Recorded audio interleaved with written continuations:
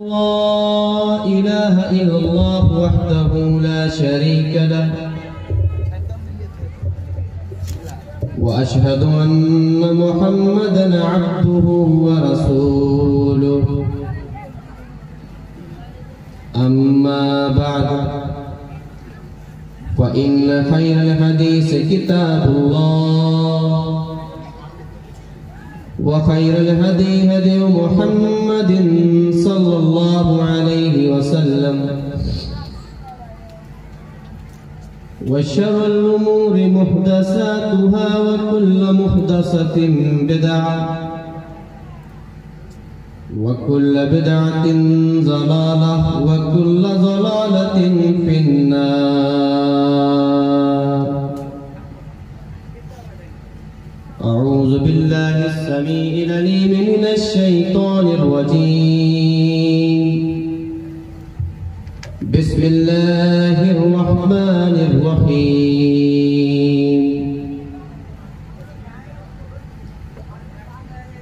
ولقد خلقنا الإنسان من سلالة من طين.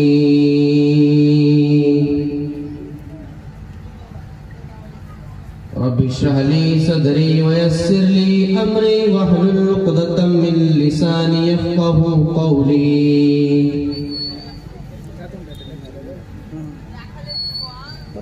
سرزمین بہار کافی وقت سے میں یہاں پر آ رہا ہوں، لیکن جتنا دشوار اور جتنا مشکل ترین سفر میرے لیے آپ کے یہاں کا رہا ہے، شاید ابھی تک میرا اتنا کٹھن سفر کبھی نہیں ہوا۔ اب آپ یہ دیکھیے کہ پرسوں کا ہمارا ٹکٹ تھا سیمانچل سے سیکنڈ اے سی میں، لیکن بھیڑ اتنی زیادہ تھی محکوم کی وجہ سے کہ لوگ 30% پبلک سیکنڈ اور فرسٹ تھرڈ اے سی تو چھوڑیے، فرسٹ اے سی کے اندر بھی اتنی بھیڑ تھی کہ لوگ وہیں پر پیشاب کر رہے ہیں، وہیں پر لیٹرین کر رہے ہیں، وہیں پر لوگ الٹی کر رہے ہیں۔ اور جب گاڑی چھوٹنے کی باری آئی تو جس کی سیٹ جو تھی وہ اپنی سیٹ کو چھوڑ کے بھاگنے لگا، کچھ لوگ لڑائی کرنے لگے، کچھ لوگ دروازہ توڑنے لگے۔ تو اس حال میں نے سوچا کہ مجھ سے تو اس سے نہیں جایا جائے گا، لمبا سفر ہے، لیٹرین پیشاب کی حاجت ہوئی تو کیسے کیا کیا جائے گا۔ میں نے فوراً کال کیا، میں نے اپنی استھتی بتائی کہ ایسی ایسی بات ہے۔ اس کے بعد میں فوراً بس اڈے بھاگا ہوں، اور وہاں پر بھی سیٹ خالی نہیں بس میں۔ پھر میں نے فلائٹ کا ٹکٹ دیکھا، فلائٹ کا ٹکٹ 26-24 ہزار روپے اس کا ٹکٹ، آنا جانا 50-60 ہزار خرچہ جو کہ آپ لوگ کے اس میں نہیں تھا۔ بہت کوشش کے بعد بس میں مجھے سیٹ ملی کانپور سے پٹنہ کے لیے، اور میں شام کو 5 بجے چلا ہوں وہاں سے، اور وہ مجھے 8:30 بجے اگلے دن رات میں پٹنہ چھوڑ رہی ہے، 27.5 گھنٹے کے بعد۔ اب میں بس میں جو مجھے سیٹ ملی اس میں بھی اوور چارجز لیا، لیکن سیٹ سی اتنی کہ ہم ایسے بیٹھ پائے تھے، پیر بھی ہمارے نہیں پھیل رہے تھے، لوگ بس کے اوپر بیٹھے ہوئے تھے۔ بہرحال جیسے تیسے پٹنہ تک کے میں آیا، پھر پٹنہ سے آپ کا پورنیہ تک میں آیا، اور یہاں تقریباً 10-10:30 بجے میں پہنچا ہوں، اور تب سے میں ابھی تک سویا بھی نہیں ہوں۔ اور بس یہاں میں پہنچا تھا کہ اچانک سے میرے پاس کال آئی گھر سے کہ والد محترم کی طبیعت بہت زیادہ خراب ہے، ہاسپٹل میں ایڈمٹ ہے۔ میری آپ لوگوں سے گزارش ہے کہ آپ تمام لوگ ہمارے والد صاحب کے لیے دعا کریں کہ الہ العالمین کو شفا کاملہ عاجلہ عطا فرمائے، ہمیں طاقت دے بولنے کی، عمل کرنے کی، اور آپ تمام لوگوں کو سننے سے زیادہ اس پر پوری عمل کرنے کی توفیق عطا فرمائے۔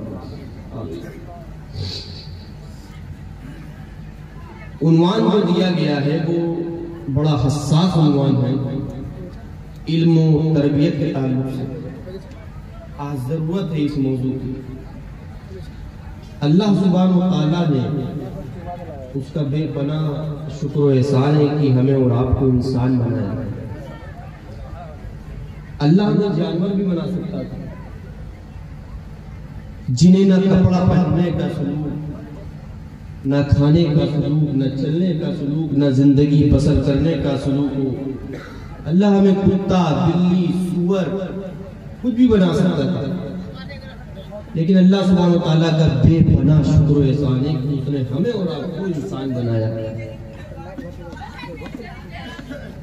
اور نظام تربیت جو اللہ سبحانہ و تعالیٰ ماں کے پیٹ کے اندر کرتا ہے، آپ اس نظام تربیت کے اوپر غور کریے کہ اللہ سبحانہ و تعالیٰ کا نظام کس طریقے سے ماں کے پیٹ کے اندر چلتا ہے۔ اور یہیں سے آپ لوگ غور کریے گا کہ ہمارے سماج کے اندر، ہمارے اندر علم کی کتنی کمی ہے اور ہمیں کتنی زیادہ ضرورت ہے۔ دیکھیے خطبہ مسنہ کی بات میں نے آپ کے سامنے قرآن کریم کی آیت کریمہ پیش کری ہے، وَلَقَدْ خَلَقْنَا الْإِنسَانَ مِنْ سُلَالَةٍ مِّن طِينٍ، ہم نے انسان کو کھنکتی ہوئی مٹی سے پیدا کیا ہے، ہم نے انسان کو کھنکتی ہوئی مٹی سے پیدا کیا ہے۔ وَجَعَلْنَاهُ نُطْفَةً فِي قَرَارٍ مَّكِينٍ، جب مرد اور عورت ملاپ کرتے ہیں، دونوں ایک دوسرے سے ملتے ہیں، مرد کا منی بیوی کے مادر رحم میں جاتا ہے، اللہ اسے محفوظ جگہ پر ٹھہرا دیتا ہے اور اس کے نطفے کی شکل بنا دیتا ہے۔ ابھی وہ منی کا قطرہ ہے، نطفہ ہے، ثم جعلناه نطفة فی قرار مکین، کہ ہم نے اسے محفوظ جگہ پہ ٹھہرا دیا ہے، اور اسے محفوظ جگہ پہ ٹھہرانے کے بعد ثم خلقنا النطفة علقہ، ہم نے اس کو خون کا لوتھڑا بنا دیا ہے۔ 40 دن گزرتے ہیں، 40 دن گزرنے کے بعد ہم نے اس کو خون کا لوتھڑا بنا دیا ہے، اور خون کا لوتھڑا بننے کے بعد 40 دن اور گزرے، 40 دن اور گزرنے کے بعد ہم نے اس کو گوشت کا لوتھڑا بنا دیا ہے۔ پھر 40 دن اور گزرتے ہیں، اس گوشت میں اللہ سبحانہ و تعالیٰ ہمارے ہاتھ بنا رہا ہے، ہمارا دماغ بنا رہا ہے، ہمارا دل بنا رہا ہے، ہمارے پیر بنا رہا ہے، ہماری کڈنی بنا رہا ہے، ہڈیاں چڑھا رہا ہے۔ فَقَسَوْنَا الْعِظَامَ لَحْمًا، ہڈیاں چڑھانے کے بعد اس کے اوپر پھر سے گوشت چڑھا رہا ہے۔ دیکھ رہے نظام تربیت کس طریقے سے اللہ سبحانہ و تعالیٰ کر رہا ہے۔ ثم انشأناه خلقا، کر ایک انسان کو ہم نے ایک بہترین شکل دے دی، اس سے اچھی تربیت کسی کی اللہ سبحانہ و تعالیٰ کر سکتا ہے۔ فتبارک اللہ احسن الخالقین، بڑی بابرکت ہے وہ ذات کہ اس نے ہمیں اتنی اچھی شکل و صورت میں پیدا کیا ہے۔ میرے پیارے ساتھیوں، ابھی ہم ماں کے پیٹ کے اندر ہیں، اللہ نے ہمارے ہاتھ بنایا، ابھی ہم ماں کے پیٹ کے اندر اللہ نے ہمارے پیر بنا دیا، ابھی ہم ماں کے پیٹ کے اندر ہے، اللہ نے ہماری آنکھ بنا دیا ہے، ہمارے کان بنا دیے، پکڑنے کے لیے ہاتھ بنا دیا، دل بنا دیا، دماغ بنا دیا۔ ماں کے پیٹ سے باہر آتے ہیں، اللہ ارشاد فرماتا ہے، اے میرے بندو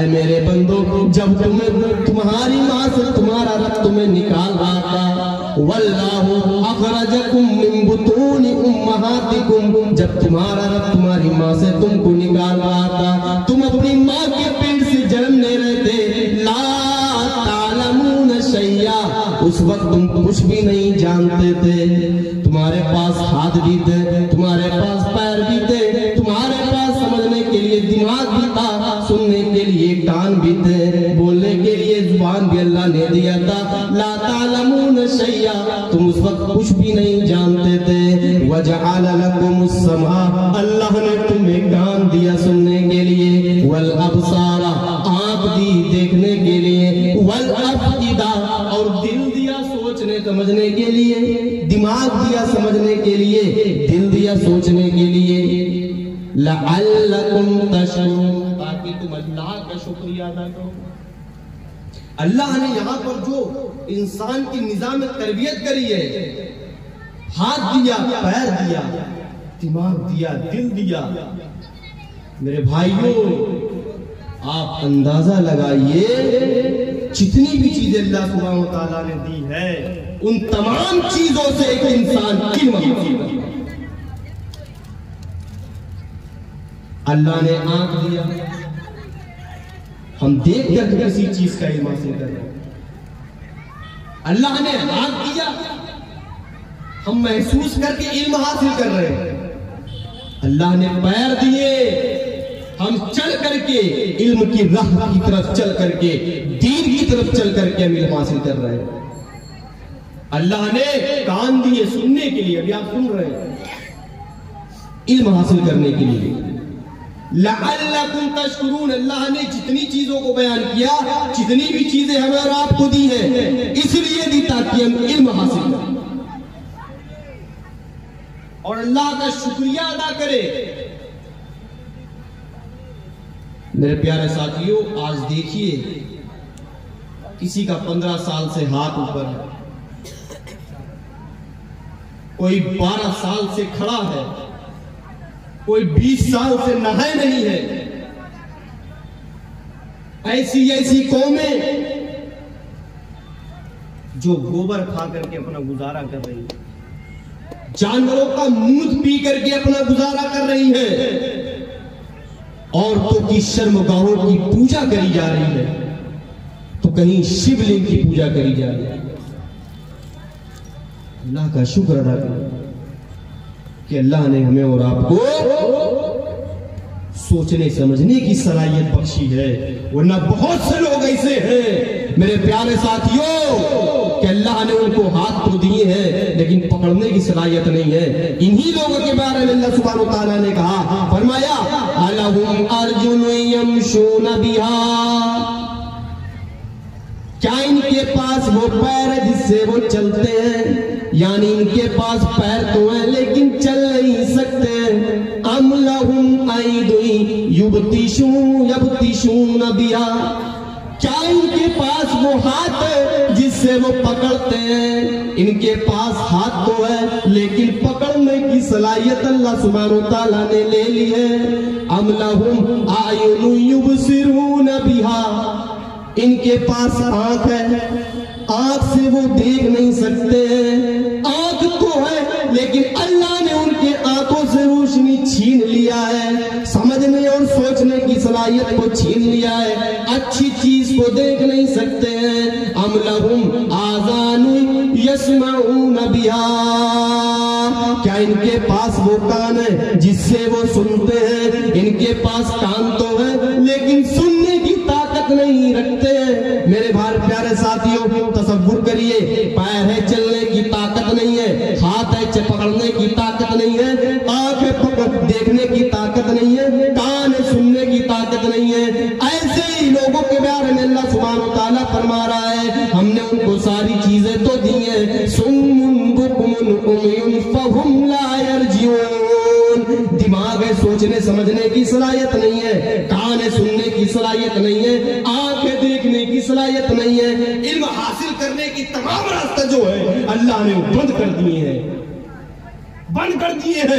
الیوم نختم علی افواہہم کل قیامت کے دن اللہ اللہ سبحانہ و تعالیٰ سارے کے سارے لوگوں کو کھڑا کر کے کہے گا الیوم نختم علی افواہہم، آج تمہاری زبانوں پہ تالے لگ جائیں گے، تمہاری زبانوں پہ تالے لگا دیے گئے ہیں، زبان بند، تالے لگا دیے جائیں گے۔ اور الیوم نختم علی افواہہم، زبانوں پہ تالے لگا دیے جائیں گے،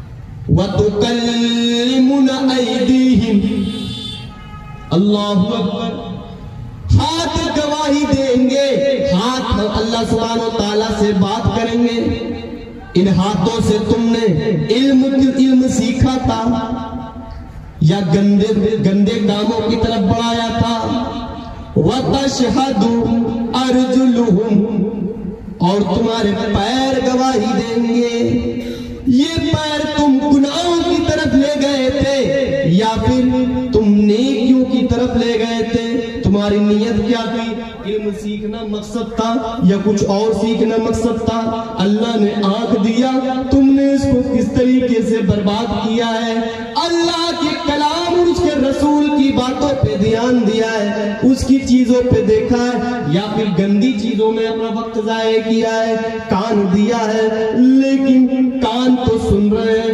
کانوں سے سننے کی صلاحیت باقی ہے، لیکن کل قیامت کے دن اگر تمہارے کانوں نے پوری باتیں سنی ہوں گی، کل قیامت کے دن اللہ سبحانہ و تعالیٰ کے وہ کان بھی گواہی دیں گے، پیر بھی گواہی دیں گے، ہاتھ بھی گواہی دیں گے۔ اب اندازہ لگا سکتے ہیں کہ علم کی کتنی بڑی اہمیت ہے۔ آپ اپنے جسم پہ غور کر لیجئے، ان تمام آیتوں کو جو میں نے پڑھا ہے کہ علم کی اتنی بڑی اہمیت ہے۔ میرے پیارے ساتھیوں، اللہ نے یہ تمام چیزیں ہم کو صرف الٹا ہاتھ پخانا کر کے سوچنے کے لیے نہیں دیا ہے، یہ آنکھ صرف گندی چیزوں کو دیکھنے کے لیے نہیں دیا ہے، یہ کان صرف اور صرف گندی باتوں کو سننے کے لیے نہیں دیا ہے، بلکہ میرے پیارے ساتھیوں علم حاصل کرنے کا یہ آلہ ہے، سامان ہے جو ہمارے جسم کے اندر۔ اندازہ لگائیے میرے پیارے ساتھیوں، آپ علم کی اہمیت کا اندازہ یہاں سے لگا سکتے ہیں، اس کو امام بخاری کی اس حدیث کو اٹھائیے جس کے راوی حضرت ابو ہریرہ رضی اللہ تعالیٰ عنہ ہے۔ حضرت ابو ہریرہ فرماتے ہیں کہ اللہ کے نبی صلی اللہ علیہ وسلم کو فرماتے ہوئے سنا، نبی اکرم فرما رہے تھے ان اللہ خلق الرحمہ، اللہ سبحانہ و تعالیٰ نے رحمت کو پیدا کیا، ہین خلق، اس حدیث کو سنیے بہت غور سے،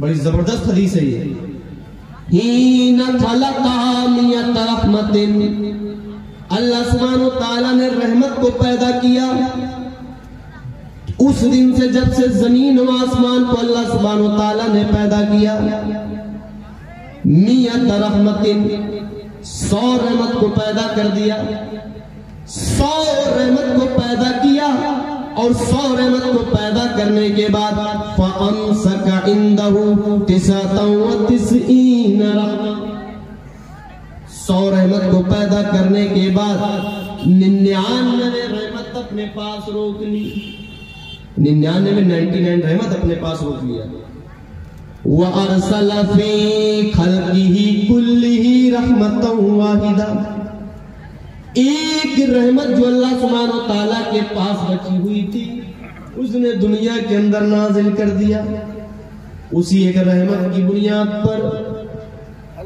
ایک ماں باپ اپنے بچوں سے محبت کرتے ہیں، اسی ایک رحمت کی بنیاد پر جانور اپنے بچوں سے محبت کرتے ہیں، اسی ایک رحمت کی بنیاد پر بیوی اپنے شوہر، شوہر اپنی بیوی سے محبت کرتا ہے، اسی ایک رحمت کا یہ عالم ہے۔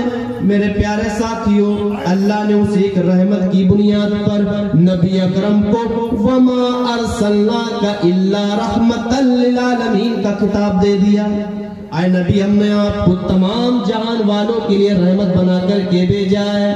اللہ نے 100 رحمت پیدا کری، 100 رحمت کو پیدا کرنے کرنے کے بعد دنیا کے اندر ایک رحمت نازل کری، 99 رحمت اپنے پاس روک لی۔ حدیث کے الفاظ ہیں فَلَوْ يَعْلَمُ الْكَافِرُ بِكُلِّ الَّذِي عِنْدَ اللَّهِ مِنَ الرَّحْمَةِ لَمْ يَيْأَسْ مِنَ الْجَنَّةِ۔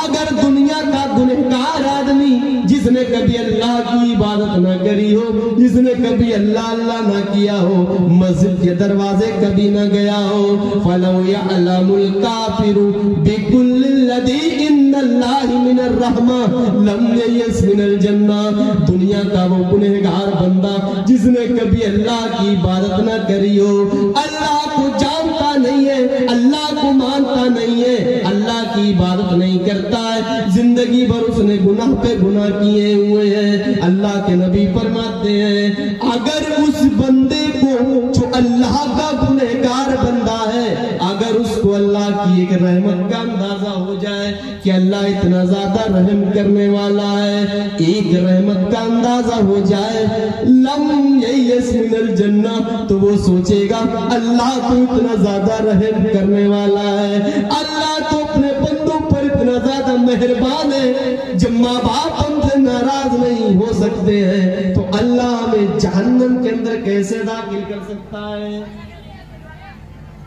غور کریے، ایک کافی بندہ اسے اگر اللہ کی رحمت کا اندازہ ہو جائے، ایک رحمت، 99 رحمت کی بات نہیں ہو رہی ہے، صرف ایک رحمت کی بات ہو رہی ہے، اگر اسے اللہ کی ایک رحمت کا اندازہ ہو جائے تو وہ سوچے گا اللہ اتنا زیادہ رحم کرنے والا ہے، ہم گنہگار ہیں تو کیا ہوا، اللہ کو معاف کر دے گا۔ آپ کو اس رحمت کا اندازہ کب ہوگا معلوم ہے؟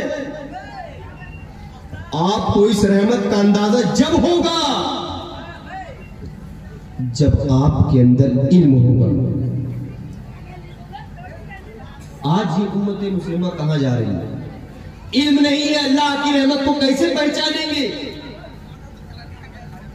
علم نہیں ہے، جس اسلام کا سب سے پہلا شبد اقرا پڑھو، آج ہم نے اسی کو کنارے کر دیا۔ اللہ کے نبی صلی اللہ علیہ وسلم کے اوپر غار ہیرا میں جو سب سے پہلی وحی نازل ہوئی، سورۃ العلق کی شروع کی 5 آیتیں، اقرا بسم ربک الذی خلق، جو اقرا سب سے پہلا ورڈ جو اسلام کا تھا میرے پیارے ساتھیوں، وہ پڑھائی لکھائی کو لے کر کے تھا، علم کو سیکھنے کو لے کر کے تھا۔ آج ہم نے کیا بنا ڈالا ہے؟ جس امت مسلمہ کے مذہب کی بنیاد علم پر پڑی ہوئی ہے، آج اس امت مسلمہ کو کہنا پڑے گا کہ علم حاصل کرو، دین و اسلام کے بارے میں جانو، اللہ کے بارے میں جانو، اس کے رسول کے بارے میں جانو۔ کیا اس یہ آواز کہاں سے آ رہی ہے؟ یہ آواز کر رہا ہے بچہ ہے، بچہ لوگ کھیل رہا ہے۔ اب غور کریے کہ ہم اور آپ کہاں آ گئے ہیں۔ ہم جلسے بہت کرواتے ہیں، لیکن کیا ہمارے سماج کے اندر کچھ تبدیلیاں آئیں؟ نہیں آئیں۔ یہ جلسے جلوس، یہ میلے ٹھیلے، یہاں تو میلوں کا رچن ہے، چلن چلتا ہے، میلہ ختم جلسہ ختم۔ ہم نے سیکھا کیا ہے؟ نتیجہ صفر ہے، زیرو ہے، علم کے میدان میں ہم خالی ہیں۔ ہم نے کتنا سیکھا؟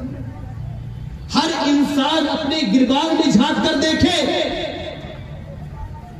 کہ ہم کتنے پانی میں ہیں، ہمارے اندر علم کی کتنا سمجھ ہے، علم کی کتنی جانکاری ہے، ہم کتنا مذہب اسلام کے بارے میں جانتے ہیں۔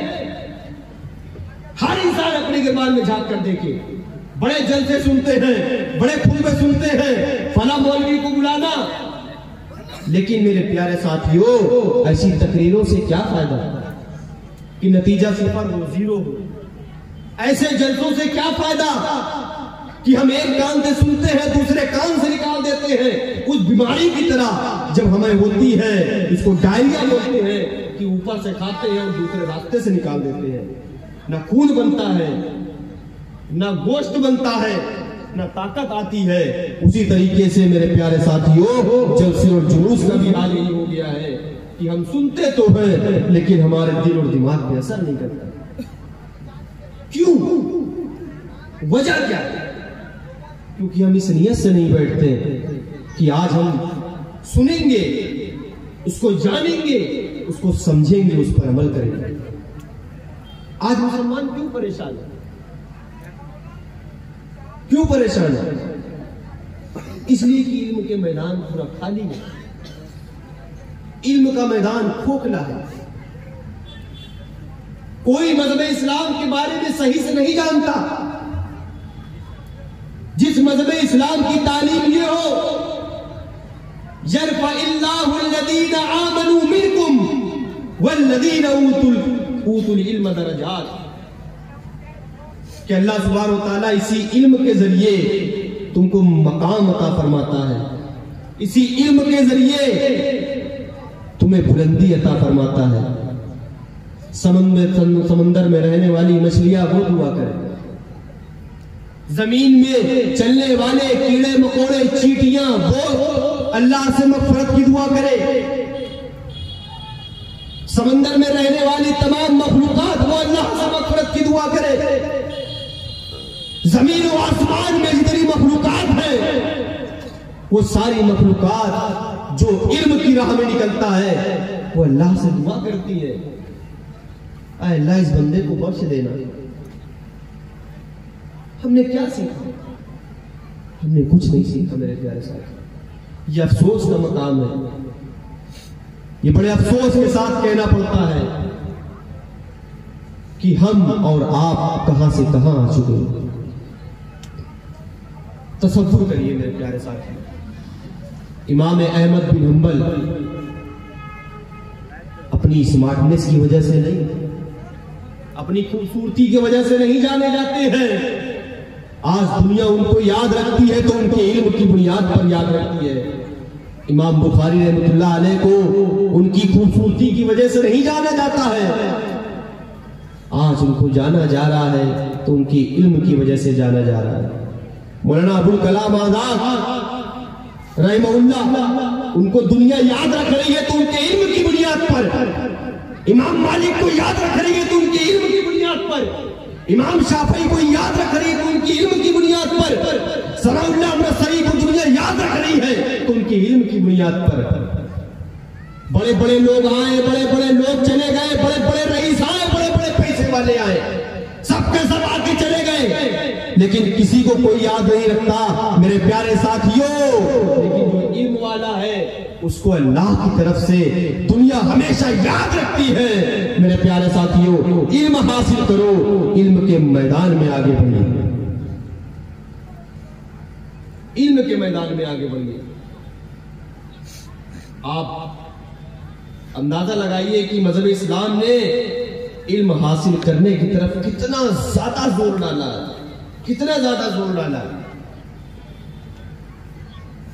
अल्लाह रब्बुल आलमीन फरमाता है,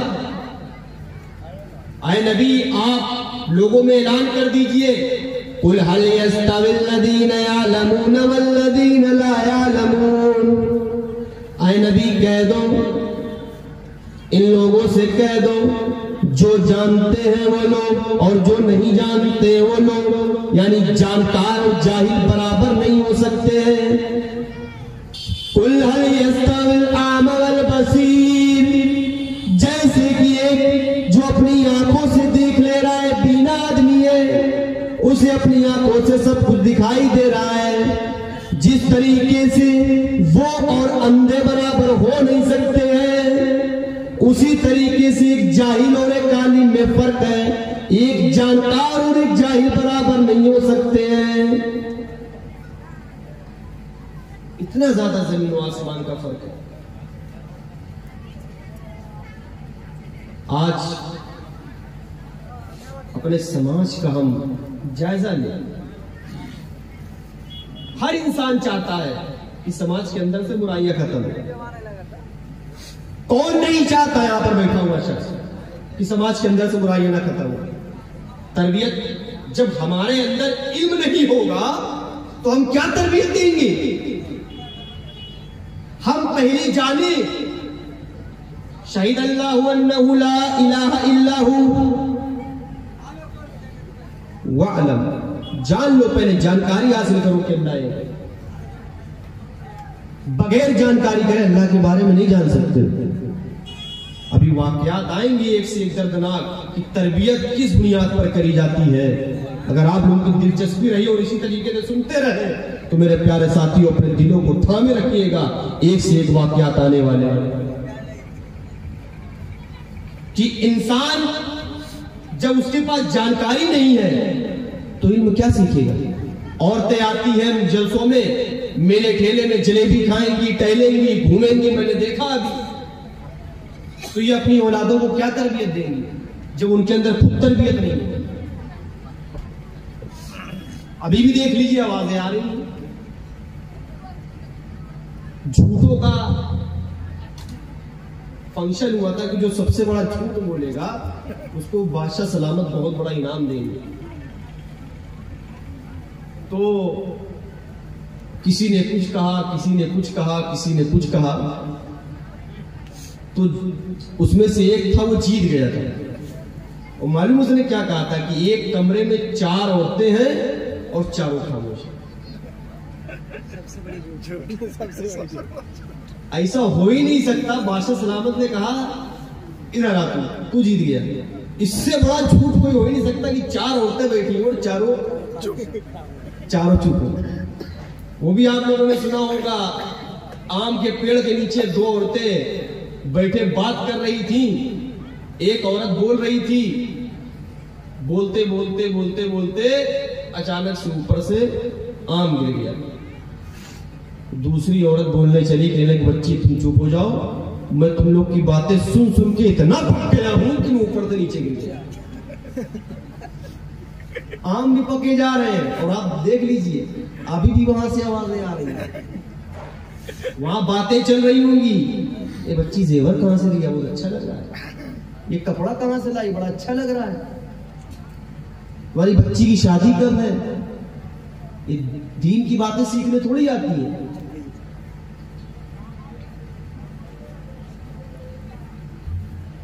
اگر عورتیں دین کی باتیں حقیقت میں سیکھنے آئے نا تو میرے پیارے ساتھیوں، عورت کو پہلا مدرسہ کہا گیا، پہلی تعلیم گاہ بتائی گئی۔ مرد تو بیچارہ صبح اٹھتا ہے، کھیت جاتا ہے، کام کرتا ہے، شام کو آتا ہے، کھاتا ہے، پیتا ہے، سو جاتا ہے، 2-4 گھنٹے باہر رہتا ہے شام کو دوستوں یاروں کے ساتھ، لیکن بچے تو ہر وقت ماں کے ساتھ رہتے ہیں۔ جب ماں کے اندر تربیت نہیں ہے، خوشبو لگا کر کے آ رہی ہے، جہالت کا یہ عالم ہے کہ مردوں کی محفل میں چل رہی ہے، تو وہ عورت اپنی بچوں کو کیا تربیت دے گی؟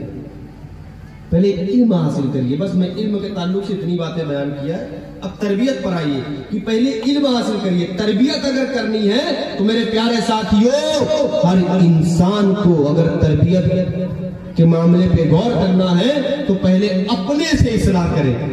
ہر انسان پہلے اپنی تربیت کرے، ہر انسان دوسرے کا مت دیکھے، پہلے انسان اپنی تربیت کرے، بعد میں دوسرے کی تربیت کرے۔ دیکھیے اللہ سبحانہ وتعالیٰ کیا فرما رہا ہے، وَلْتَنْظُرْ نَفْسٌ مَا قَدَّمَتْ لِغَدٍ۔ ایمان والو، پہلے تم اپنے آپ کو دیکھو، تم نے کل قیامت کے لیے کیا تیاری کر رکھی ہے۔ تم دوسروں کے اوپر بات نہیں اٹھانا۔ وَلْتَنْظُرْ نَفْسٌ مَا قَدَّمَتْ لِغَدٍ، تم اپنے گربان میں جا کر کے دیکھو تم نے کل قیامت کے لیے کیا تیاری کر رکھی ہے۔ دوسروں کے گھروں میں بعد میں جھانکنا، تم پہلے اپنے آپ کو دیکھو۔ یا ایھا الذین آمنوا علیکم انفسکم، ایمان والو پہلے اپنے آپ کو دیکھو، پہلے اپنی اصلاح کرو، پہلے اپنی تربیت کرو، بعد میں دوسروں کی تربیت کرنا۔ پہلے اپنے گھر میں دیکھو لڑکی کی شادی میں کتنا جہیز دیا ہے، بعد میں دوسرے گھر گھر میں جھانک کر کے دیکھنا، دوسرے کے بارے میں بات کرنا، فلاں کی یہاں شادی ہوئی ہے، اس نے اپنی لڑکی کو فلاں جہیز دیا ہے۔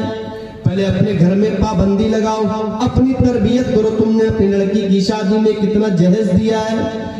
تم شراب پیتے ہو، شرابی ہو، نشہ اترنے کے بعد دوسرے پر ٹپڑی کر رہے ہو، وہ تو شرابی آدمی ہے، وہ بہت برا ہے۔ یا ایھا الذین آمنوا علیکم انفسکم، ایمان والو پہلے اپنی تربیت کرو، اپنے بارے میں سوچو۔ تمہارے گھر کی ماں اور بیٹیاں تیار ہو کر کے کہاں جا رہی ہیں؟ کالج جا رہی ہیں یا کہیں اور جا رہی ہیں؟ تم پہلے اپنے بارے میں دیکھو، بعد میں دوسرے کے گھر میں جھانک کر کے دیکھنا کہ دوسرے کی لڑکیاں کیا کر رہی ہیں۔ پہلے اپنی تربیت کرو۔ میرے پیارے ساتھیوں، آئیے اس منظر کی طرف چلتے ہیں۔ اللہ کے نبی صلی اللہ علیہ وسلم نے پہلے اپنی تربیت کرو۔ میرے پیارے ساتھیوں، کچھ لے کر کے جائیے گا، علم حاصل کرنا ہے۔ علم عنوان دیا گیا ہے، بہار جیسی سرزمین پر مجھے علم کے تعلق سے بولنے کے لیے کہا گیا۔ میں بھی سوچتا رہا کہ میں کیا بولوں گا۔ یہاں کے لوگ تو بڑا چٹپٹا پسند کرتے ہیں، یہاں کے لوگ تو بڑا عجیب و غریب معاملہ پسند کرتے ہیں۔ علم کے تعلق سے کیا پبلک سنے گی؟ میں منی من میں سوالات کر رہا تھا، پھر میں نے اللہ سے دعا کری، جس کو سننا ہوگا سنے گا، جس کو نہیں سننا ہوگا چلا جائے گا، جس کو سننا ہوگا جانکاری حاصل کرنی ہوگی وہ سنے گا، نہیں سننا ہوگا اٹھ کر کے چلا جائے گا۔ میرے پیارے ساتھیوں، اللہ کے نبی صلی اللہ علیہ وسلم نے اپنے انتقال سے پہلے حضرت حذیفہ بن یمان کو بلایا۔ آئے حذیفہ، میں تمہیں مدینہ کے اندر جو منافقین ہیں، مدینہ کے اندر جو منافقین ہیں، منافق سمجھتے ہیں کسے کہتے ہیں؟ یعنی وہ بظاہر تو اسلام لائے ہوئے ہیں کہ ہم اسلام مسلمان ہیں، لیکن اندر سے وہ مسلمان نہیں ہے، اللہ اور اس کے رسول کے ساتھ دھوکہ دے رہے ہیں۔ اللہ کے نبی نے حضرت حذیفہ بن یمان کو بلایا۔ آئے حذیفہ، میں تمہیں رازدار سمجھ رہا ہوں، میں تمہیں رازدار بنا رہا ہوں، میں تمہیں ایک لسٹ دے رہا ہوں، اس لسٹ میں مدینہ کے منافقوں کے نام ہیں۔ جب تک کہ تم زندہ رہنا ان منافقوں کے نام کسی کو مت بتانا۔ حضرت حذیفہ کہتے ہیں ٹھیک ہے اللہ کے رسول۔ حذیفہ آپ سے وعدہ لے رہا ہے، آپ نے حذیفہ کو رازدار بنایا ہے۔ اللہ کی قسم، جب تک کہ حذیفہ زندہ رہے گا میں کسی کو نہیں بتاؤں گا کہ مدینہ میں کون کون منافقین ہیں۔ حضرت حذیفہ نے اس لسٹ کو لیا، رکھ لیا۔ کچھ دن کے بعد اللہ کے نبی دنیا سے چلے جاتے ہیں، اللہ کو پیارے ہو جاتے ہیں۔ میرے پیارے ساتھیوں، ادھر توجہ دیجئے۔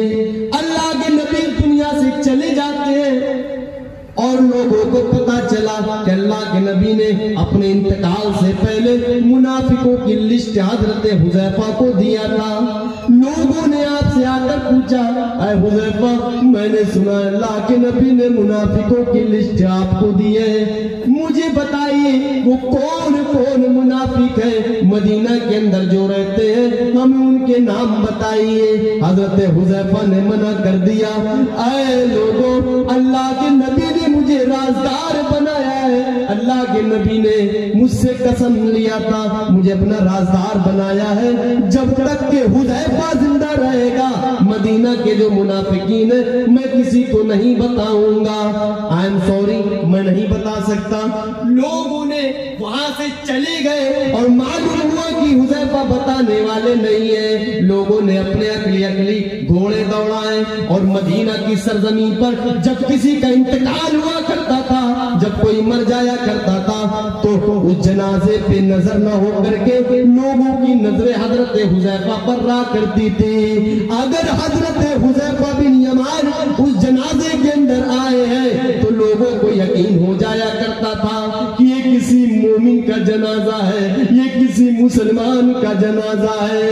اگر حذیفہ بن یمان اس جنازے کے اندر نہیں آتے تھے تو لوگ سمجھ جاتے تھے کہ یہ کسی منافق کا جنازہ ہے، یہ کسی مسلمان کا جنازہ نہیں ہے۔ لوگوں نے اپنے عقلی پلاؤ بنانا شروع کر دیے کہ اگر حذیفہ حذیفہ آئے تو مومن کا جنازہ ہے، مسلمان کا جنازہ ہے، اگر حضرت حذیفہ نہیں آئے ہیں تو وہ کسی مسلمان کا جنازہ نہیں ہے، منافق کا جنازہ ہے۔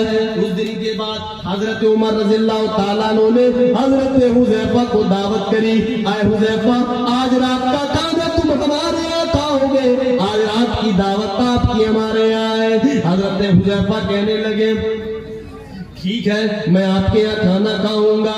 حضرت حذیفہ دعوت میں جاتے ہیں، حضرت عمر فاروق کے یہاں دستک دیتے ہیں، دسترخوان لگا ہوا ہے، کھانا تناول فرماتے ہیں، کھانا کھا چکے ہیں، ہاتھ دھلتے ہیں، واپس گھر جاتے ہیں، کہتے ہیں اے عمر ہمیں اجازت دیجئے میں اپنے گھر جانا چاہتا ہوں، اللہ آپ کو جزائے خیر دے، آپ نے ہماری دعوت کری ہے۔ حضرت عمر کہتے ہیں اے حذیفہ تمہیں معلوم ہے کہ ہم نے تمہاری دعوت کیوں کری ہے؟ کیا تمہیں معلوم ہے؟ کہنے لگے کیوں نہیں؟ کہنے لگے اے حذیفہ میں تم سے کچھ سوال کرنا چاہتا ہوں، میں تم سے کچھ پوچھنا چاہتا ہوں، لہذا اس کا صحیح جواب دینا۔ حضرت حذیفہ کہتے ہیں اے امیر المومنین، اے عمر میری کیا مجال کہ میں آپ کو منع کر سکوں؟ آپ کے بارے میں تو نبی اکرم نے اپنی زندگی میں کہا تھا لو کان بعدی نبی لکان عمر، اگر میرے بعد کوئی نبی ہوتا تو وہ عمر رضی اللہ تعالیٰ عنہ ہوتے، میری کیا مجال میں آپ کو منع کر سکوں؟ جو پوچھنا ہے پوچھئے، جو سوال کرنا ہے وہ سوال کریے۔ میرے پیارے ساتھیوں تصور کریے گا حضرت عمر رضی اللہ تعالیٰ عنہ کہتے ہیں اے حذیفہ اللہ کے نبی نے جو تمہیں لسٹ دی تھی اپنے انتقال سے پہلے اس میں منافقوں کے نام لکھے ہوئے تھے، اے حذیفہ مجھے دوسروں سے دروکار نہیں ہے، مجھے دوسروں سے کوئی مطلب نہیں ہے، حذیفہ میں صرف اتنا جاننا چاہتا ہوں کہ اس لسٹ میں میرا نام ہے کہ نہیں ہے، اس لسٹ میں میرا نام ہے کہ نہیں ہے؟ اگر اس لسٹ میں میرا نام ہے تو میں اللہ سے دعا کر کے اللہ سے اپنے گناہوں کی معافی مانگوں۔ میرے پیارے ساتھیوں حضرت عمر رضی اللہ تعالیٰ عنہ کو کس کی فکر ہے؟ حضرت حذیفہ کہتے ہیں نہیں واہ عمر بڑا اچھا بہانہ ہے، دعوت کر کے تم میرے منہ سے بلوانا چاہ رہے ہو، مدینہ کے اندر کون منافقین ہے کون نہیں، بڑا اچھا بہانہ ہے، معاف کریے گا میں نہیں بتا سکتا ہوں۔ کہنے لگے حذیفہ آئی ریکویسٹ یو، میں تم سے بینتی کرتا ہوں، مجھے دوسرے کے بارے میں نہیں جاننا ہے، مجھے دوسروں کے بارے میں کوئی دروکار نہیں ہے، کون جنت میں جائے گا کون جہنم کے اندر جائے گا، کون منافق ہے کون مسلمان ہے، کون مومن ہے کون مسلمان نہیں ہے، ہم اس سے مطلب نہیں ہے، میں صرف اتنا جاننا چاہتا ہوں کہ اللہ کے نبی نے جو لسٹ تم کو دی ہوئی ہے اس لسٹ میں میرا نام ہے کہ نہیں؟ اگر عمر کا نام ہے تو عمر اللہ سے توبہ کرے، غور کریے ان کو کس کی فکر ہے؟ کوئی سوچ سکتا ہے جن کو جنت کی بشارت دنیا کے اندر ملی، جن کے بارے میں اللہ کے نبی کہہ رہے لو کان بعدی نبی لکان عمر، اگر میرے بعد کوئی نبی ہوتا تو وہ عمر بن خطاب ہوتے، اور وہ کیا کہہ رہے ہیں مجھے میرے بارے میں بتا دو، اگر میرے بارے میں میرا نام لکھا ہوا ہے تو میں اللہ سے معافی مانگوں۔ ان کو اپنی فکر، پہلے اپنی تربیت کریے، ہر انسان اپنی تربیت کرے۔ میرے پیارے ساتھیوں حضرت معاذ بن جبل کی اس حدیث کو اٹھائیے، میری پیاری ماں اور بہنوں غور کریے گا، آپ پر بھی آ رہا ہوں۔ یہاں بڑا بچوں کا عجیب و غریب ماحول ہے، میں دیکھتا ہوں، مطلب کوئی تربیت نہیں، کوئی صفائی ستھرائی نہیں، بڑا عجیب ماحول ہے۔ جناب ہماری ماں اور بہنیں اس چیز کی ذرا خیال رکھے، نظافت پہ، صفائی اور ستھرائی پہ۔ آج بچے دیکھیے کیسے گندے سندے بنے رہتے ہیں، اور خیر بہرحال میں صرف اتنا کہنا چاہوں گا کہ ہماری ماں اور بہنیں اپنی بچوں کی تربیت کے لیے سب سے پہلی چیز ہے، اب یہاں سے کاؤنٹ کرنا شروع کریے. پہلے انسان علم حاصل کرے، میں سسٹم سے لے کے چل رہا ہوں، علم حاصل کرے کوشش کر کے، اور پھر تربیت میں سب سے پہلے اپنی تربیت کرے، اور اپنی تربیت کرنے کے بعد ہر انسان اپنے بچوں کی کس طریقے سے تربیت کرنی ہے. اس حدیث کو ذرا دیکھیے. حضرت معاذ بن جبل فرماتے ہیں، اور معاذ بن جبل رضی اللہ تعالی عنہ قال اوصانی رسول اللہ صلی اللہ علیہ وسلم بعشر کلمات. حضرت معاذ بن جبل فرماتے ہیں مجھے اللہ کے نبی نے 10 باتوں کی وصیت فرمائی. مجھے اللہ کے نبی نے 10 باتوں کی وصیت فرمائی. ان 10 باتوں میں سب سے پہلی چیز یہ فرمائی، اے معاذ، یہی تعلیم اپنے بچوں کو دیجیے گا، لا تشرک باللہ شیئا ان قتلت وحرقت. اے معاذ، اللہ کے ساتھ کسی بھی چیز کو شریک مت کرنا. ان قتلت، چاہے تجھے قتل کر دیا جائے، اور حرقت، یا جلا کر راکھ کر دیا جائے.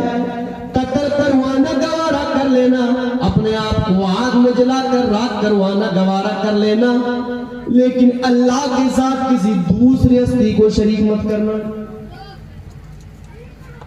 ان قتلت وحرقت، جلانا راکھ کروا لینا، قتل کروانا، بوٹی بوٹی کروانا گوارا کروا لینا، لیکن اللہ کے ساتھ شرک مت کرنا. شرک اللہ سے دور کر دیتا ہے. حضرت لقمان علیہ السلام نے اپنے بیٹے سے یہی تو کہا تھا، اے میرے بیٹے، یا بنی لا تشرک باللہ ان الشرک لظلم عظیم.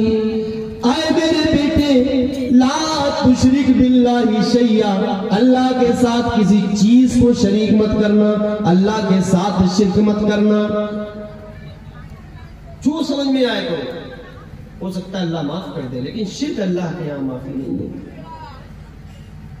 پہلی نصیحت اپنے بچوں کو آپ یہ کریے کہ شرک، میرے بیٹے شرک مت کرو. آج بچہ پیدا ہوتے ہی کارٹون دے دیا جا رہا ہے، رو رہا ہے تو کارٹون سکھایا جا رہا ہے. وہ ایک والا آلو کے چالو بیٹا کہاں گئے تھے، بندر کی جھوپڑی میں سو رہے تھے، ایسے ایسے چل رہے ہیں سب. اور وہ بھی ٹماٹر بڑے مزیدار. تو بچے سنتے ہیں چپ ہو جاتے ہیں.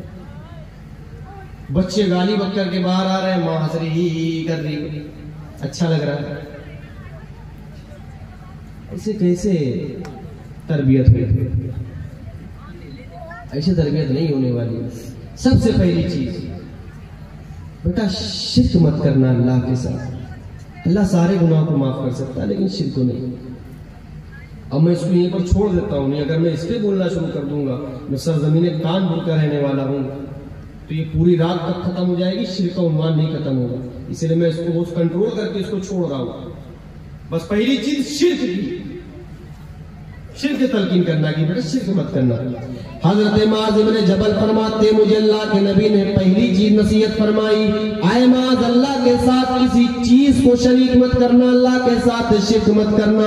ان کو تلتا و حرقتا، چاہے تجھے قتل کر دیا جائے اور چاہے تجھے آگ میں جلا کر کے راکھ کر دیا جائے، قتل ہونا گوارا کروا لینا، آگ میں جلا کر کے اپنے آپ کو جلوا کر کے راکھ بنانا گوارا کروا لینا، لیکن اللہ کے ساتھ شرک مت کرنا. اس کی آگے کی بات دیکھیے میرے پیارے ساتھیوں. اب حضرت معاذ بن جبل فرماتے ہیں دوسری نصیحت مجھے فرمائی، وَلَا تَعُقَّنَّ وَالِدَيْكَ، اپنے ماں باپ کا کبھی دل مت دکھانا، اپنے ماں باپ کو پریشان مت کرنا، اپنے ماں باپ کو کبھی تکلیف مت دینا. اے معاذ، وَإِنْ أَمْرَاكَ أَن تَخْرُجَ مِنْ أَهْلِكَ وَمَالِكَ، اگر تمہارے ماں باپ تمہیں حکم دے کہ اپنی بیوی کو چھوڑ دو، اپنے بچوں کو چھوڑ دو، اپنے بیوی اور بچوں کو چھوڑنا گوارا کرنا، لیکن اپنے ماں باپ کا دل مت دکھانا، اپنے ماں باپ کو پریشان مت کرنا۔ آج یہاں کتنے لوگ ہیں جو اولاد کے ٹھکرائے ہوئے لوگ ہیں، ستائے ہوئے لوگ ہیں، ماں باپ بیچارے خون کے آنسو ہو رہے ہیں۔ جب ہم نے ان کی تربیت نہیں کری تو ہم کو نتیجے نہیں تو ملے گا کہ اپنے ماں باپ کو کبھی دل میں دکھانا۔ دوسری نصیحت بچوں کو یہ دی جائے کہ بیٹا کچھ بھی ہو جائے ماں باپ کو دل مت دکھانا۔ دنیا زمانے کے لوگ دھوکہ دے سکتے ہیں، تکلیف دے سکتے ہیں، فائدہ اٹھا سکتے ہیں، لیکن ماں باپ کبھی اپنے بچوں سے فائدہ نہیں اٹھاتے۔ لاکھ گناہ کر کے آؤ، جیسے اللہ کہتا ہے اے میرے بندے تو گناہ کر کے آ، میں رحمت لے کر کے آؤں گا۔ ماں باپ بھی کہتے ہیں بچے تو نے غلطی کر دی، کوئی بات نہیں، ایک بات صرف یہ کہہ دے اے امی جان، اے ابو جان مجھ سے غلطی ہو گئی، ماں باپ گلے سے لگا لیتے ہیں، معاف کر دیتے ہیں۔ ماں باپ کا بہت بڑا مقام ہے، اسی لیے اللہ رب العالمین نے فرمایا وَقَضَىٰ رَبُّكَ أَلَّا تَعْبُدُوا إِلَّا إِيَّاهُ وَبِالْوَالِدَيْنِ إِحْسَانًا۔ تمہارے رب کا فیصلہ ہو گیا ہے، تمہارے رب کا فیصلہ ہو چکا ہے، عبادت ہوگی تو صرف اللہ کی ہوگی، عبادت ہوگی تو صرف اللہ کی ہوگی، اور اس کے بعد وَبِالْوَالِدَيْنِ إِحْسَانًا، والدین کے ساتھ حسن سلوک کیا جائے گا۔ دیکھ رہے ہیں اللہ نے اپنی عبادت کے ساتھ والدین کے حسن سلوک کو ساتھ میں رکھا ہے۔ آپ اندازہ لگائیے کہ والدین کے حسن سلوک کتنا زیادہ اہمیت رکھتا ہے۔ حرام اس کے اوپر جنت جو اپنے والدین کا دل دکھاتا ہے، وہ آدمی زندگی میں کبھی کامیاب نہیں ہو سکتا جو اپنے ماں باپ کا دل دکھاتا ہو۔ دیکھیے حضرت عمر رضی اللہ تعالیٰ عنہ کا دور ہے، ایک صحابی رسول اپنی لنگڑی لولی ماں کو خانے کعبہ کا طواف کرا رہے ہیں۔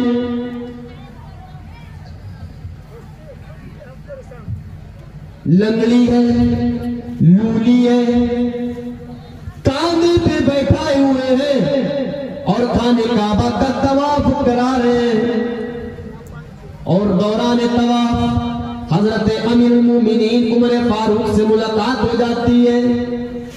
مسئلہ پوچھ بیٹھتے ہیں اے امیر المومنین، میں اپنی لنگڑی لولی ماں کو خانے کعبہ کا طواف کرا رہا ہوں، کیا میں نے اپنی ماں کے حق کو ادا کر دیا ہے؟ کوئی جواب نہیں دیا، آگے چل دیے، پھر دوبارہ چکر لگایا، پھر ٹکراؤ ہو گیا، کہنے لگے امیر المومنین آپ نے جواب نہیں دیا، میں نے آپ سے مسئلہ پوچھا تھا، میری ماں لنگڑی ہے، پیروں سے چل نہیں سکتی ہے، لولی ہے، ہاتھوں سے پکڑ نہیں سکتی ہے، میں اپنی ماں کو لنگڑی لولی ماں کو خانے کعبہ کا طواف کرا رہا ہوں، کیا میں نے اپنی ماں کے حق کو ادا کر دیا ہے؟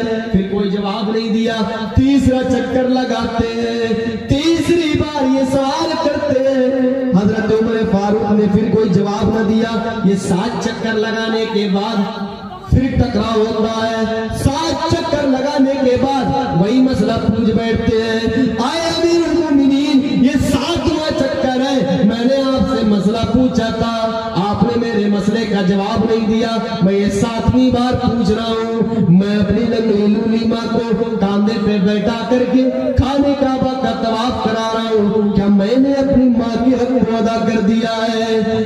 حضرت عمر فاروق مسکراتے ہیں اور کیا کہتے ہیں، تم اپنے ماں کے حق ادا کرنے کی بات کر رہے ہو، تم اپنے ماں کے حق ادا کرنے کی بات کر رہے ہو، جب تمہیں تمہاری ماں اپنے پیٹ سے جن رہی تھی، جب تمہیں تمہاری ماں اپنے پیٹ سے جن رہی تھی اور جنتے وقت اس نے تکلیف کی جو پہلی آواز نکالی تھی ابھی تم اس کا بھی بدلہ پورا نہیں ادا کر پائے ہو، پوری زندگی کا حق تو بہت دور کی بات ہے، اتنا بڑا مقام ہے۔ فرمایا اے ماں باپ کا کبھی دل مت دکانا. دوسری نصیحت، ماں باپ کو تکلیف مت دینا. یہ آواز اتنی یاد کہاں سے؟ مسئلہ کیا ہے؟ عورتوں کی جاتے ہیں، سدھرنے والی نہیں ہے. پنڈال بغل میں سے ہے نا. آپ لوگ یہ بتائیے باتیں کر رہی ہیں کہ لڑ جھگڑ رہی ہیں؟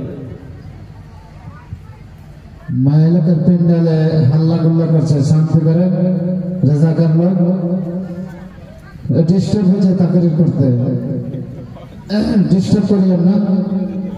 পিন্ডালে যে মাইলক সিলক वाला हल्ला गुल्ला करছে शांति करे. मोबाइल पिंडाल के अंदर मोबाइल बंद हो गया है. किसी का अगर मिल गया हो तो बड़ा मेहरबानी करके मोबाइल जमा कर दे स्टेज पे. मोबाइल अगर कोई लिया है चोरी करके, हाँ, महिला पिंडाल में वो मोबाइल स्टेज पर जमा कर दे, बड़ा मेहरबानी होगी.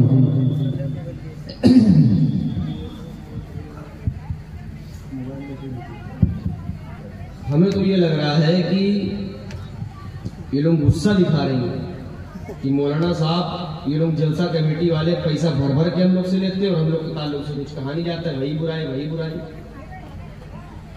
चलिए आप लोगों के ऊपर आता हूं मैं. बस मेरी तकरीर का खुलासा आप यही समझिए कि इल्म के मैदान में आगे बढ़िए और अपने बच्चों को अच्छी तरबियत दीजिए. पहले शिर्क के बारे में मुतनब्बे करिए, शिर्क के बारे में बताइए, बेटा शिर्क मत करना, वालिदैन के साथ अच्छा सलूक करो, नमाज पढ़ो, तमाम चीज़ें, बहुत सारी बातें थी. मैं सारी बातों को छोड़ रहा हूँ यहाँ पर. मैं आगे आप कुछ नहीं कहूँगा. आइए इनकी तरफ चलते हैं. कुछ हो रही होंगी अब कि तरबियत, एक माँ की तरबियत कैसी होती है, उसी तरबियत लेकर के मैं आ रहा हूं. एक माँ की तरबियत कैसी होती है मेरे प्यारे साथियों. ये औरतों की सोच गलत है कि मज़हब इस्लाम ने औरतों की कमी बताई है. जहां एक तरफ इस्लाम ने औरतों की कमी बताई है, मर्दों के लिए फितना कहा है, वहीं दूसरी तरफ औरतों के कदमों के नीचे अल्लाह सुब्हानहू व तआला ने जन्नत भी रखी है. हम जब तमाम चीजों को जानेंगे, समझेंगे, तब ना अपने बच्चों को ऐसी तरबियत दे पाएंगे. हमें बनना किस तरीके से है? हमें बनना है कैटरीना कैफ की तरह. तो अपने बच्चों को क्या तरबियत देंगे? जो बुढ़ापे में भी अपने आदमी की नहीं होती, दूसरों के साथ चक्कर चलता है. हम जब नमूना उनको बनाए हुए हैं तो हमारी औलादें कहां से सही होंगी? पहले अपने अंदर जज्बा पैदा करो. कैसा जज्बा मेरे प्यारे साथियों? जज्बा ऐसा कि जो हजरते खंसा का था. अब मैं आता हूं सीधा, क्योंकि आप लोगों ने मुझे मजबूर कर दिया है मुझे अपने टॉपिक वहीं पर रोकने पर, और ये मेरे टॉपिक का हिस्सा है. इसको जोड़ना चाहे तो तरबियत के मौजू से जोड़ सकते हैं कि एक औरत के अंदर जज्बा कैसा होना चाहिए. मेरे प्यारे साथियों, अपने अपने कान को खुले रख लीजिए और देखिए कि किस तरीके से औरतें रहा करती थी और किस तरीके से जज्बात रहा करते थे. मेरे प्यारे साथियों, ये हजरत खंसा भी ईमान लेकर के नहीं आई है. अरब की बहुत बड़ी शायराएं शेर व शायरी करती हैं. अभी ईमान लेकर के नहीं आई है, मुसलमान नहीं हुई है. इनका भाई सखर कत्ल कर दिया जाता है. सखर की याद में हजरत खंसा रोज रात में रोया करती है अपने भाई को याद कर करके. एक दिन नहीं, 2 दिन नहीं, 1 महीना नहीं, 2 महीना नहीं, कई साल हो गए. हजरत खंसा अपने भाई सखर की मौत पे अफसोस करती है. आए मेरे भाई, तू हमें छोड़कर कहां चला गया है? हमें छोड़कर तू कहां चला गया है? लेकिन जब ये खंसा ईमान लेकर के आती है, मेरी प्यारी माँ और बहनों जरा गौर करिएगा, जब ये खंसा ये ईमान लेकर के आती है, मुसलमान हो जाती है اور جنگ قادسیہ سن 15 ہجری میں ہوتی ہے. جنگ قادسیہ حضرت عمر فاروق کے دور میں ایک جنگ ہوتی ہے، جنگ قادسیہ. یہی خنسا ایمان لے آئی ہے، اپنے بچوں سے کہتی ہے، 4 بچے ہیں، تربیت دیکھیے. کہنے لگی، اے میرے بچوں، جاؤ عمر کی جنگ میں ساتھ دو، عمر کا جھنڈا نیچے نہیں ہونے دینا، اسلام کا جھنڈا مت گرنے دینا، جاؤ امیر المومنین اپنے خلیفہ کا ساتھ دو. وہ 4 بچے حضرت خنسا رضی اللہ تعالی عنہ کے میدان قادسیہ میں شہید کر دیے جاتے ہیں. 1 نہیں 2 نہیں 3 نہیں 4 بچے میدان قادسیہ میں شہید کر دیے گئے. ایک نوجوان گھوڑا دوڑاتا ہوا آیا، کہنے لگا، خنسا تیرے 4 بیٹے جنگی قادسیہ میں شہید کر دیے گئے ہیں. حضرت خنسا کہتی ہے، الحمدللہ الذی شرفنی بقتلہم، ساری تعریف اس اللہ کے لیے ہے جس نے مجھے یہ مقام عطا فرمایا ہے.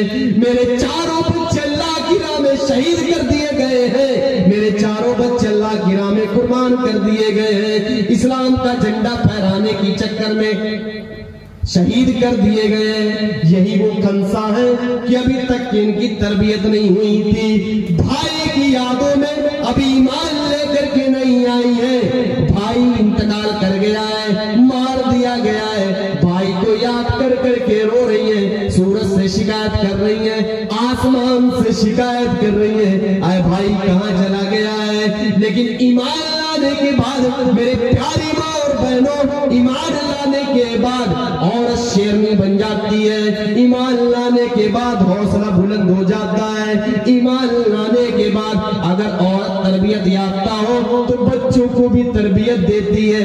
اے میرے بچوں، اسلام کا جھنڈا نیچے نہیں گرنے دینا، قتل ہو جانا گوارا کرنا، لیکن عمر فاروق کا ساتھ چھوڑنا گوارا مت کرنا.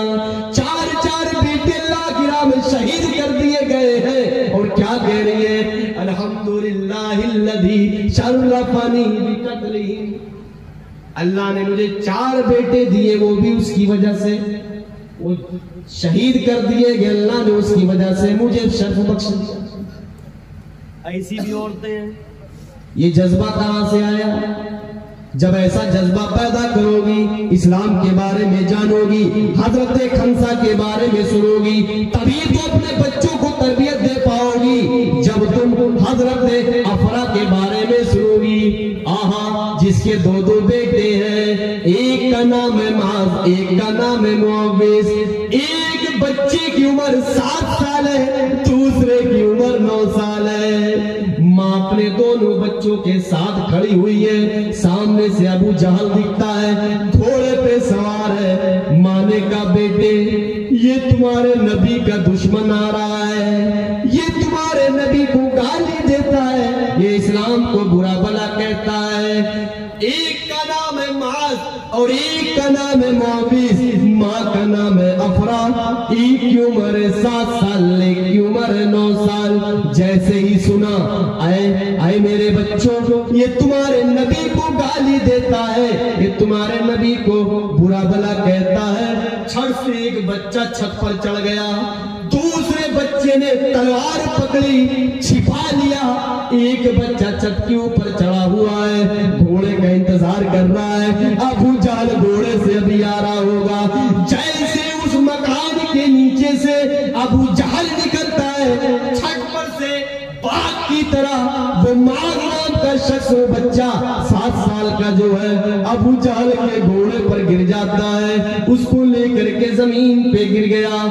جیسے ہی اس لڑکے نے ابو جہل کو زمین پہ گرایا، گھوڑے سے اس کو گرایا، جو لڑکا معوذ جو 9 سال کا ہے، تلوار لیے ہوئے چھپائے ہوئے تھا، جیسے ہی دیکھا ابو جہل کو میرے بھائی نے گرا دیا ہے، وہ چھٹا سے تلوار نکالتا ہے اور ابو جہل کی گردن پہ چلا دیتا ہے، گردن تن سے جدا کر دیتا ہے. وارے افرا تیری قسمت کا کیا کہنا، تو نے بچے بھی جنے تو شیر بچے جنے، تو نے بچے جنے تو اتنے بہادر بچے جنے ہیں۔ 7 سال کی عمر ہے، ایک کی عمر 7 سال ہے اور دوسرے کی عمر 9 سال ہے، لیکن اسلام کا جذبہ دیکھیے، فرمایا اے میرے بچوں یہ وہ آدمی ہے جو تمہارے نبی کو برا بھلا کہتا ہے، جو تمہارے نبی کو الٹا